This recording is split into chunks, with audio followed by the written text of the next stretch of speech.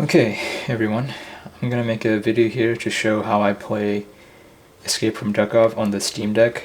I see a lot of comments on various social media about how people are waiting for the devs to add controller support, or people who want to play on the Steam Deck but they don't really know how it would work. So I wanted to take some time and make a quick video here to show how I play it on the Steam Deck. I've been playing the game entirely on the Steam Deck for about 50 hours or so. I'm on the third map. I won't spoil the name of it, but so I'll start by going into the settings I use. Hopefully the video can pick it up, but I'll just also speak it out loud.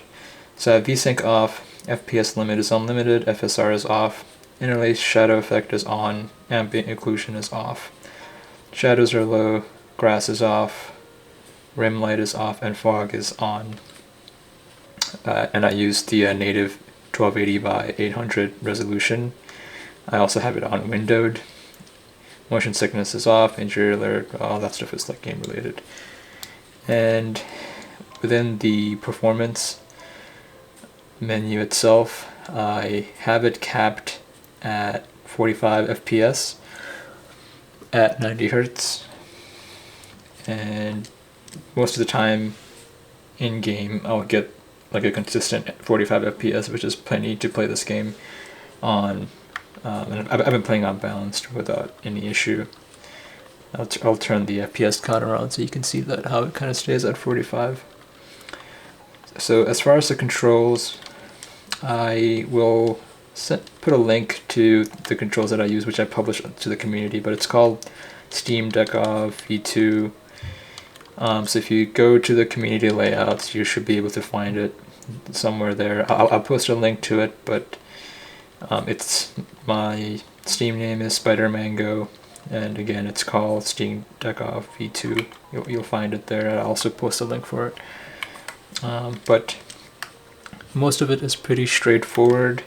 You move with the left control stick. You can aim with the right control stick, but I find it much better to aim with the right trackpad as a mouse. You can see here you have like a lot more precision. So the right trackpad acts as a mouse. If you hold down L2, you aim down sights, and if you hold down R2, you'll start shooting. So R2 is left mouse click, and you can see here it's really quick to swap targets and keep your cursor on a specific part, which is useful for getting headshots. If you want to swap between weapons, I bound that to L1 and R1. You can scroll it just with one, or you could go back with the other one, L1, R1. For the quick item menu, for the quick hotkey buttons, I bound those to a virtual map, a virtual keypad, which pops up when you use the left trackpad. So first aid kits, bandages, changing ammo, grenades, injections, I bound them all to stuff on that left trackpad there. I also bound missions, since most of the time if you're in a quest you want to quickly go into missions, you could go hit the little book, it'll pop up the mission. For the face buttons, A is space, so A will let you do your dodge roll, so you could be running around and dodging. X is reload. Interact is Y. B pulls up the map. You can press it again to clear it away. Select will pull up the inventory, and within the inventory itself you can, if you're in your stash, you can use the left stick to scroll between the pages. You can use the right trackpad and R2 to move around and click things like a mouse, and L2 is right click. And when you have a long big backpack with a lot of stuff, to scroll between that you use L1 and R1. So if you're at the bottom of stuff here and you want to be able to sort, you just go up here and sort, which is really all you need. When you are trying to mark items in RAID, or to like find in RAID, like for example you want to you're going down your skill tree and you see that you need space crystals and you want to mark it so it shows up, which is N. I bound that to R5, so if you press R5 you'll mark things.